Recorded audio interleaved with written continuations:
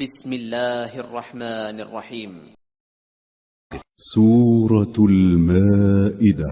بسم الله الرحمن الرحيم. يا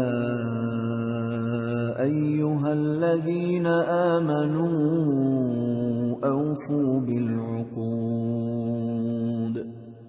أحلت لكم بهيمة الأنعام إلا ما يتلى عليكم غير محل الصيد وأنتم حرم إن الله يحكم ما يريد. شروع اللہ کا نام لے کر جو بڑا مہربان نہایت رحم والا ہے۔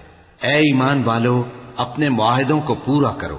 تمہارے لیے چرنے والے مویشی حلال کر دیے گئے ہیں بجز ان کے جو تمہیں پڑھ کر سنائے جاتے ہیں، مگر حالت احرام میں شکار کو حلال نہ جاننا۔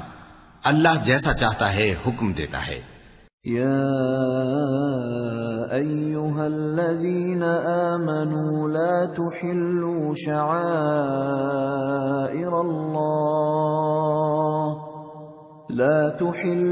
شعائر الله ولا الشهر الحرام ولا الهدي ولا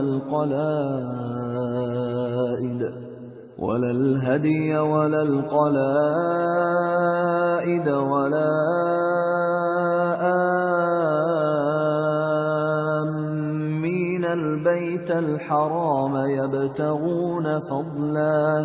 يبتغون فضلا من ربهم ورضوانا وإذا حللتم فاصطادوا ولا يجرمنكم شنآن قوم أن صدوكم عن المسجد الحرام أن تعتدوا وتعاونوا على البر والتقوى ولا تعاونوا على الإثم والعدوان واتقوا الله إن الله شديد العقاب. مومنوں، اللہ کے نام کی چیزوں کی بے حرمتی نہ کرنا، اور نہ ادب کے مہینے کی، اور نہ قربانی کے جانوروں کی، اور نہ ان جانوروں کی جو اللہ کی نذر کر دیے گئے ہوں کہ جن کے گلوں میں پٹے پڑے ہوں، اور نہ ان لوگوں کی جو حرمت والے گھر یعنی بیت اللہ کو جا رہے ہوں اپنے پروردگار کے فضل اور اس کی خوشنودی کے طلبگار بنے ہوئے۔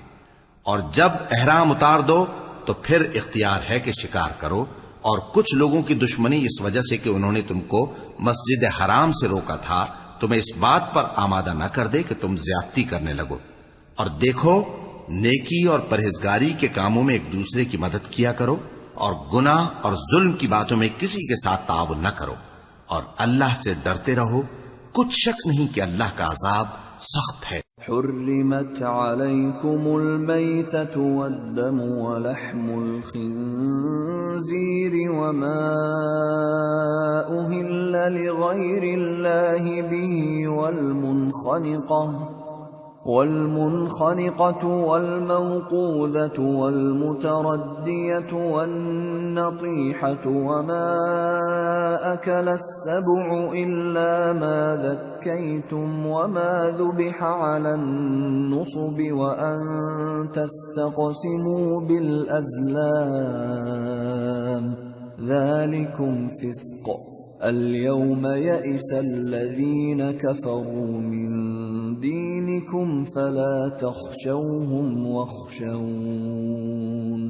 اليوم أكملت لكم دينكم وأتممت عليكم نعمتي ورضيت لكم الإسلام دينا. فمن اضطر في مخمصة غير متجانف لإثم فإن الله غفور رحيم. تم پر مرا ہوا جانور اور بہتا لہو اور سور کا گوشت اور جس چیز پر اللہ کے سوا کسی اور کا نام پکارا جائے، اور جو جانور گلا گھٹ کر مر جائے، اور جو چوٹ لگ کر مر جائے، اور جو گر کر مر جائے، اور جو سینگ لگ کر مر جائے، یہ سب حرام ہیں۔ اور وہ جانور بھی جس کو درندے پھاڑ کھائیں، مگر جس کو تم مرنے سے پہلے ذبح کر لو، اور وہ جانور بھی جو غیر اللہ کے آستانے پر ذبح کیا جائے، اور یہ بھی کہ پانسوں سے قسمت معلوم کرو، یہ سب گناہ کے کام ہیں۔ آج کافر تمہارے دین سے نا امید ہو گئے ہیں تو ان سے مت ڈرو اور مجھی سے ڈرتے رہو۔ آج میں نے تمہارے لیے تمہارا دین کامل کر دیا ہے اور اپنی نعمتیں تم پر پوری کر دی، اور تمہارے لیے اسلام کو بطور دین پسند کر لیا۔